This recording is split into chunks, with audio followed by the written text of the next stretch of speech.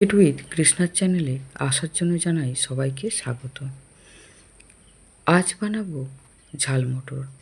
আমরা ছোটোবেলায় যখন টিউশনি পড়ে বাড়িতে ফিরতাম সেই সময় এই ঝাল মটর কিনে খেতে খেতে আসতাম। এখনও দোকানে পাওয়া যায়, কিন্তু আগের মতো খাওয়ার চাহিদা নেই। তো সেই ঝাল মটর আজকে বাড়িতেই বানিয়ে নেব। 250 গ্রাম মটর আমি ভিজিয়ে দিলাম হাফ চামচ খাবার সোডা দিয়ে। সারা রাতের জন্য ভিজিয়ে দিলাম। এরপরে সকালবেলা ভালো করে ধুয়ে পরিষ্কার করে নিই। 5 থেকে 6 বার ভালো করে ধুয়ে নেব মটরগুলোকে। এরপরে একটা সাদা সুতির কাপড় ভালো করে মেঝেতে পেতে মটরগুলোকে জল থেকে ছেঁকে সুতির কাপড়ের উপরে ভালো করে মেলে রাখবো, যাতে মটরের মধ্যে একটুও না জল লেগে থাকে। এরপরে মাঝে মধ্যে উপর থেকে কাপড় দিয়ে মটরগুলোকে ঘষে ঘষে মুছে নেব। এরপরে গ্যাসের উপরে একটা কড়া বসিয়ে গ্যাস জ্বালিয়ে বেশ খানিকটা সাদা তেল দিয়ে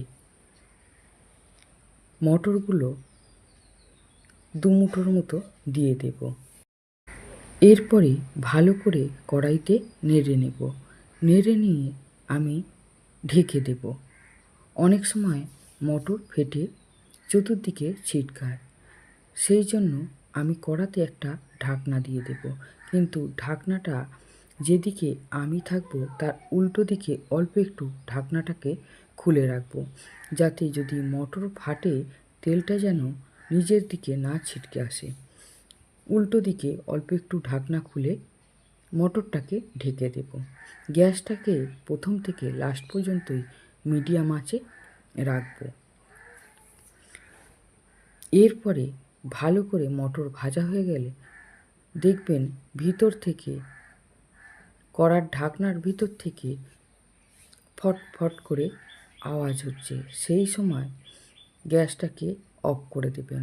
দিয়ে বেশ কিছুক্ষণ বাদে ঢাকনা খুলে মটরগুলোকে ছেঁকে নেবেন। ছেঁকে একটা পাত্রে নামিয়ে রাখবেন। এরপরে গ্যাস জ্বালিয়ে আবার একটু তেলটা গরম করে নিয়ে এরপরে আবার মটর দিয়ে দেবেন। দিয়ে একটু নেড়ে নিয়ে আবার ঢেকে নেবেন। এইভাবে সমস্ত মটর আমি ভেজে নিলাম। খেতে কিন্তু দারুণ হয়েছিল। দোকান থেকে যেরকম মটর ভাজা কিনে খেতাম একদম সেই রকমই মুচমুচে হয়েছে। আমি মটরগুলো সমস্ত একইভাবে ভেজে নিলাম।